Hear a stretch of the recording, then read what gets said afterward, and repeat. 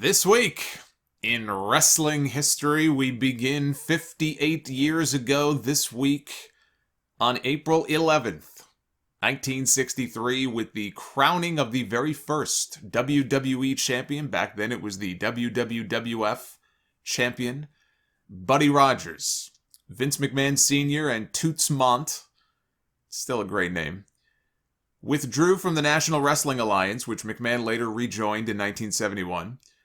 But they left in protest after Buddy Rogers, then the NWA champion, had lost to Lou Thesz in January.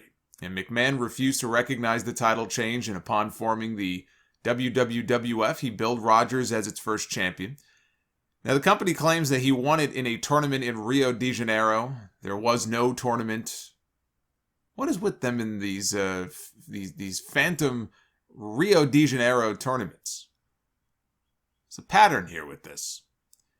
But instead, he was given the belt on this date, and he defended it that night in a no contest against Bruno Sammartino at the Capitol Arena in Washington, D.C. Rogers did drop the belt to Bruno, though, 3 weeks later in a match that lasted less than a minute, thus starting a reign for Bruno that would last over 7 years.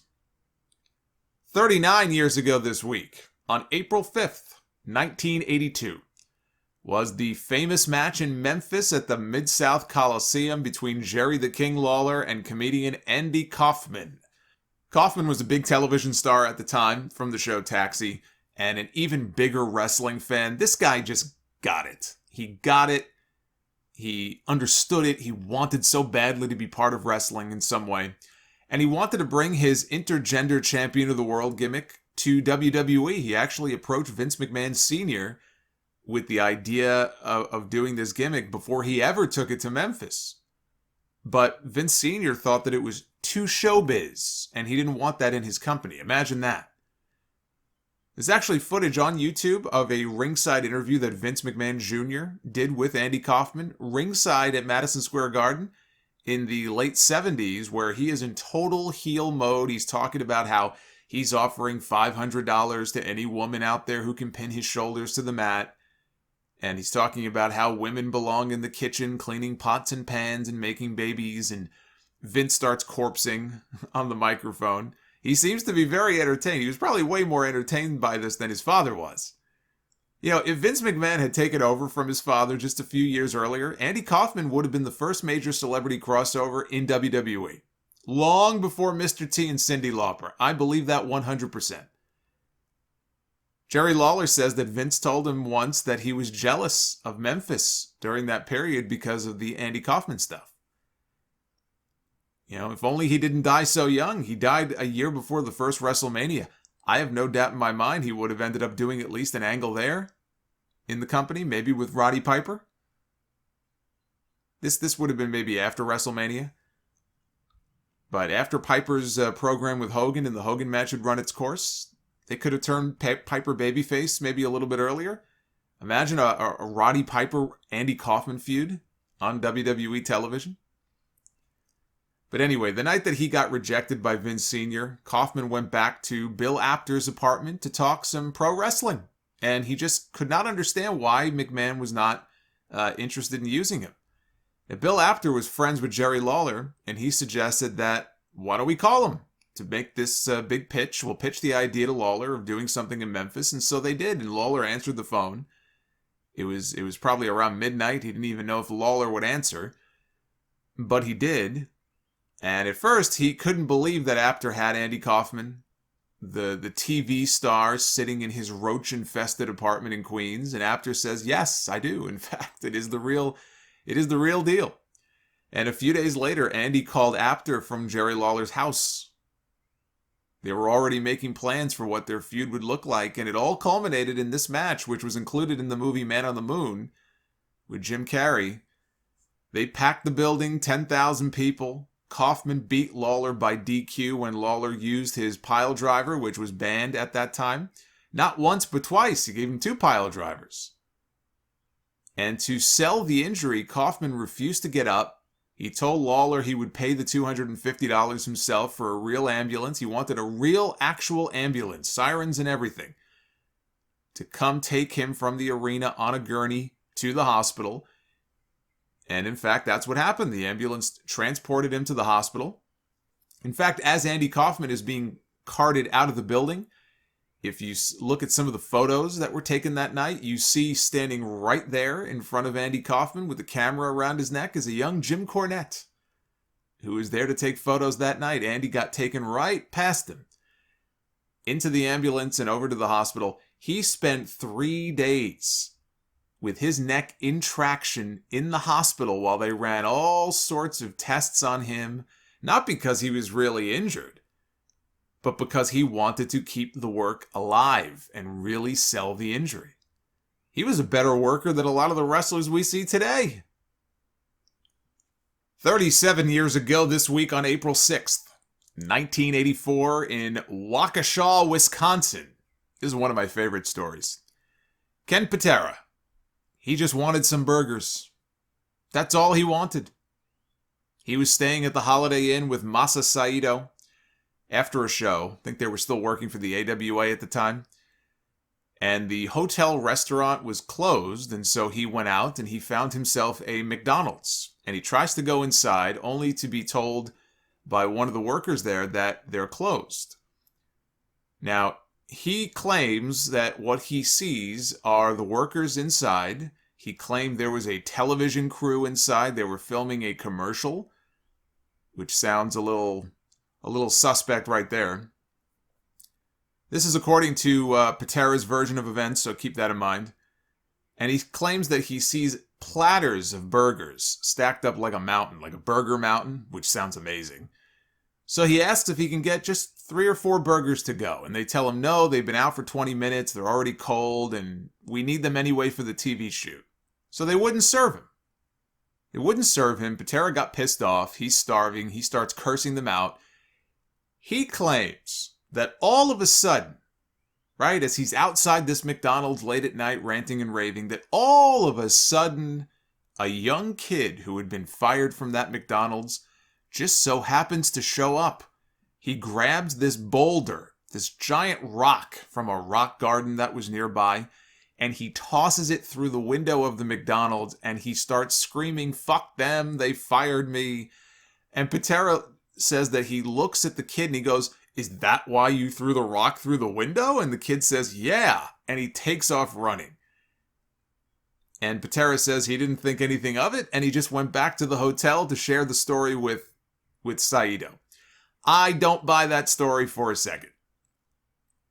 I don't buy that story for one single second. That a random kid showed up at that exact moment. I mean, did the kid just hide in the bushes? Was he hiding in the bushes waiting for the right opportunity to come along? I love how this kid just randomly shows up at the exact moment. And he throws this giant 30-pound boulder. That's what it was. It was a 30-pound rock through the drive-through window. When at the same exact time, you have this giant pro wrestler standing right there who just so happens to be a weightlifter. He just so happens to be a shot put champion from college. And he's really, really angry. Oh, gee, I wonder who tossed the rock. I'm sure it was the kid. Larry Zbyszko says that in the version that he heard, Patera was, not only did he do it, but I mean, Patera was even shouting that, he was staying at the Holiday Inn, "Hey, assholes, I'm staying at the Holiday Inn if anybody wants to come do something about it." That's how the cops knew how to find him. And when the 2 police officers showed up, that's when stuff really went sideways, and the story becomes not so funny anymore. Saito answered the door.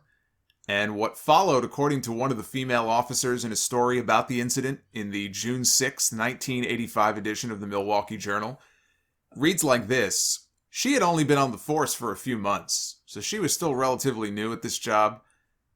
So imagine her showing up and knocking on the door, and you've got these 2 giant, pro wrestlers who answer the door. She claims that both wrestlers threw her from wall to wall, kicked her, kneed her in the back of the neck. She had 7 teeth broken, her appendix was ruptured, and she suffered a concussion. The other responding officer also suffered a concussion and had his leg broken. In all, it took 13 officers to pin these guys down and get them handcuffed. They had to use 2 sets of handcuffs and 6 officers just to restrain Saito alone. 4 officers ended up in the hospital. All this over some burgers. I mean, if it was their fries, I can understand. McDonald's has great fries, but their burgers? Both men were arrested. A year later, there was a jury trial. They were found guilty. They were sentenced to 2 years in prison and 6 years probation. When the verdict came in, the day that the verdict came in, Patera, Saito, and their lawyer were nowhere to be found. They held up the proceedings for over an hour. Turns out they were on the courthouse lawn drinking beers together, which got the lawyer a $250 fine. 35 years ago this week on April 7th, 1986, WrestleMania 2 was the first Mania to be available to a national audience on pay-per-view, and to date, was the first Mania to be broadcast from 3 different locations in 3 different time zones. The Nassau Coliseum in Uniondale, New York, the Rosemont Horizon in Rosemont, Illinois, and the LA Sports Arena in Los Angeles, California. A combined 40,000 fans between all 3 venues. Bret Hart was told that he would be working a match against Ricky the Dragon Steamboat, and he was stoked, because he saw this as his big opportunity to really shine against a guy who could work. So he was very excited about this until 3 weeks later, when he got to the Boston Garden for a live event. He's going to have a tune-up match that night against Ricky Steamboat, which he did have. That might have been their only singles match. That was a match, I know it's been on one of the DVDs, it might have been Bret's DVD. But he gets to the Boston Garden for his tune-up match with Steamboat, and he was told that their WrestleMania match had been scrapped, and instead he would be in the 20-man Battle Royal, one that saw a mix of WWE stars and NFL players, something the NFL would never allow today, or at least their contracts would not allow it. That match is the only reason William the Refrigerator Perry is in the WWE Hall of Fame. In fact, this show is also the only reason why Ozzy Osbourne just went into the Hall of Fame this week. The British Bulldogs beat the Dream Team of Beefcake and Valentine for the tag team titles. Mr. T beat Roddy Piper in a boxing match, and Hulk Hogan beat King Kong Bundy in a steel cage to retain the WWE title. I believe Tommy Lasorda was there doing ring announcing duties. I mean, they had celebrities galore up and down this show. Ray Charles sang America the Beautiful. Joan Rivers was there. Joe Frazier. Even G. Gordon Liddy made an appearance. G. Gordon Liddy just passed away, I think, about a week ago. 2 weeks before this show, with all of the publicity for the show out, Jesse the Body Ventura saw an opportunity for the boys to unionize. He told Steve Austin on his podcast a few years ago, "The advantage was ours. I stood, I waited so there weren't any agents around. I stood up in the dressing room and I gave a speech to the boys, and this was at the time we were still battling Crockett Promotions. And I said, if we get together and simply tell the media that we are not wrestling unless union negotiators by federal law come in and give us the opportunity to unionize, I said, guys, the people that turn on the lights in these buildings are union. They have to do it by law. It's in our favor.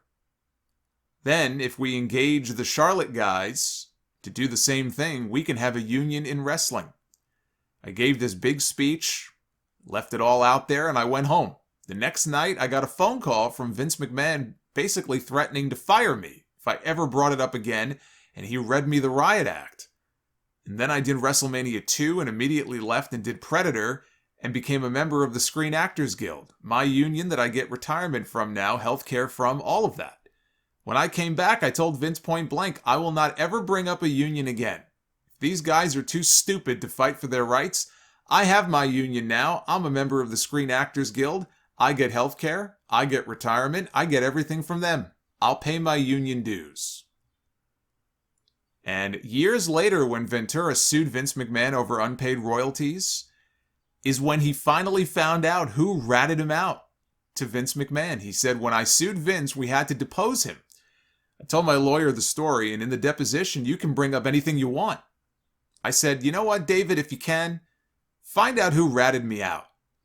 I said, find out who ratted me out that day because it was one of the boys, because there were no agents around. And so when he got in the room, he said, Mr. McMahon, has there ever been a union in wrestling? Vince says no. And the lawyer asks, has anybody ever tried to form one? And Vince sat for a minute, and he says, well, yeah, as a matter of fact, Jesse Ventura spouted his mouth off about it once years ago.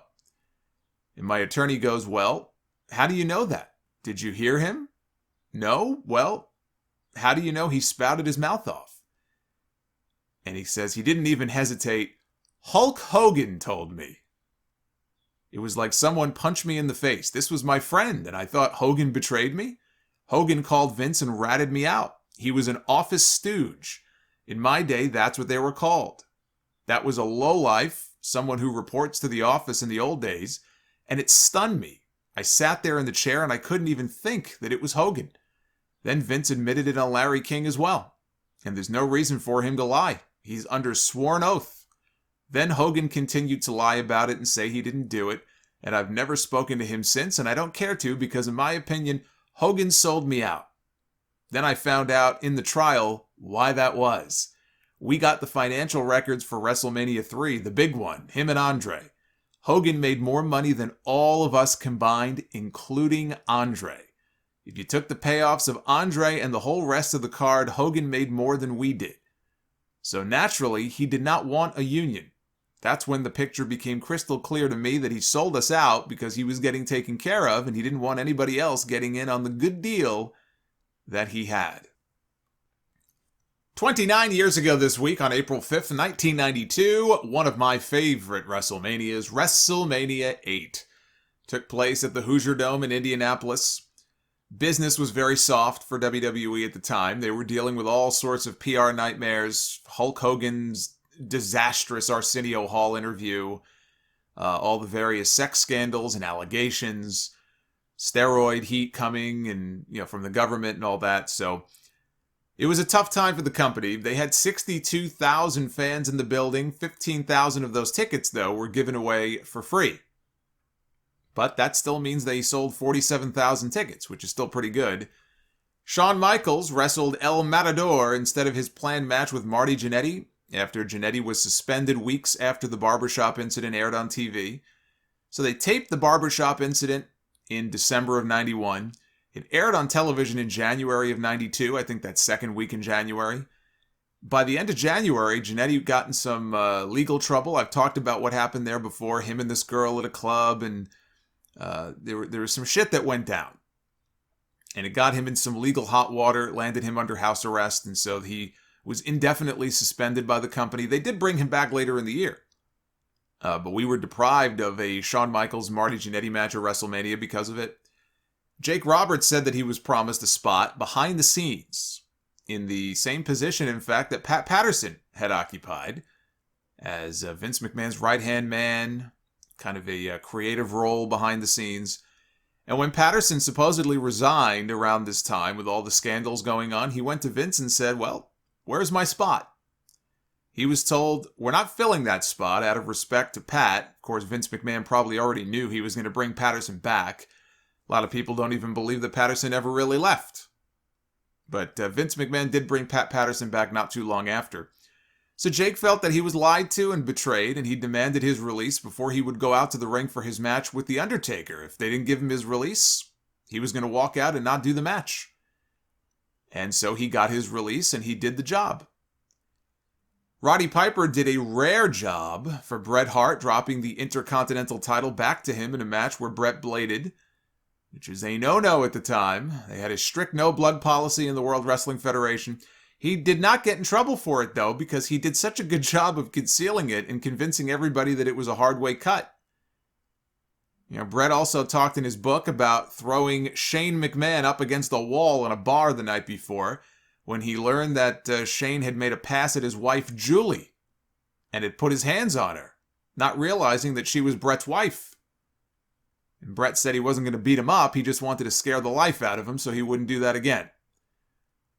So anyway, Bret bladed in this match, right? He kept the razor blade in his mouth. And I hear stories of this.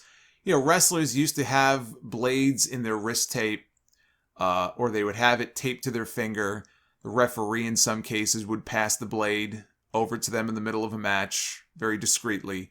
But then you have stories of guys like Bret in this case, who would keep the razor blades in their mouth. All the things to hide in your mouth. A razor blade should not be one of them. What if you swallow it by accident? He and Piper, they got to the back and they put on this little act to make it seem like Piper was very apologetic. He caught Bret with a kick to the... I think it was a kick to the face. And they did a very convincing job. They were working the boys, and they were working Vince McMahon in the back, and everybody believed that it was a legitimate accident. Ric Flair, he was not so lucky. And when he did the same, he bladed in his title defense against Randy Savage. He got chewed out by Vince McMahon over it in the back, and he was fined a few $1,000s as a result. This was Flair's first WrestleMania match, originally announced on television as a dream match against Hulk Hogan. That was never actually the plan, even though they announced it. The plan was always to do a split main event with Hogan against Sid coming out of that Royal Rumble finish, and Flair defending the title against the Macho Man, and threatening to reveal a centerfold photo of Savage's wife, the lovely Elizabeth. Sadly, we never got to see. Young Solomonster was very much looking forward to seeing that photo of Elizabeth, my first crush. And in what was billed as possibly the final match of Hulk Hogan's career, Hogan beat Sid Justice by disqualification after Sid's manager, Harvey Whippleman, jumped into the ring. The finish was botched. The finish was supposed to be a Papa Shango run-in for the DQ, which would then lead to the Ultimate Warrior making his big return.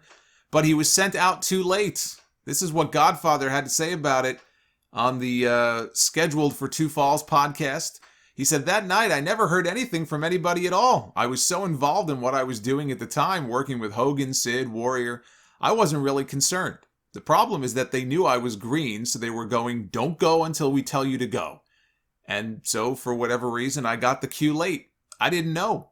I'm there at the curtain like a track star getting ready to run, and it was a long way to the ring. So then they say, 'Go, go, go, go, go.' And I went. Once I got there, I was like, oh shit, what's going on? Because I wasn't watching the monitors. I never heard anything about it for years. I'm doing autograph signings, and people are like, 'Hey, what happened when you missed your cue at WrestleMania?' And I'm like, 'No, I didn't. What do you mean?' So then I started checking into it, and I'm like, oh shit. I never heard it from any person, not even Undertaker. And do you know why? Because it wasn't my fault. I never even knew about it." Warrior returned. He was looking a lot slimmer than we had last seen him. Even though this is one of my personal favorite WrestleManias, this is the one that always stands out to me as the biggest what if. There have been a lot of what if matches over the years that we thought we might get or that were originally planned but didn't happen at WrestleMania. This entire card is practically one big what if. It's the one that I fantasy booked the most when I think about what the card could have been. It could have been Hogan against Flair for the title, and they had their reasons for not doing it. They did some house show matches. It didn't do great. I've heard all the stories before. Hogan, Flair in the main event of WrestleMania would have been a big match. That is what the match should have been. You could have done Hogan against Flair for the title. You could have had the blow-off between the Macho Man and Jake the Snake in their feud. Make it loser leaves the WWF once Jake knew that he wanted out, although that might have happened at the last minute. But you should have had that feud deserved a proper blow-off, not on some TV special. That match deserved a blow-off at WrestleMania. You could do Undertaker against Sid. You can keep Bret Hart one-on-one against Roddy Piper. If Jannetty didn't screw up, they could have done Shawn Michaels against Marty Jannetty, and it probably would have been a hell of an opener. LOD. They should have been defending the tag team titles, maybe against Money Inc. Had Hawk not been popped on a drug test, which is why they were relegated to an interview segment on the show. I mean, just up and down the card. This card could have been so much better than it was, but it's still one of my favorites.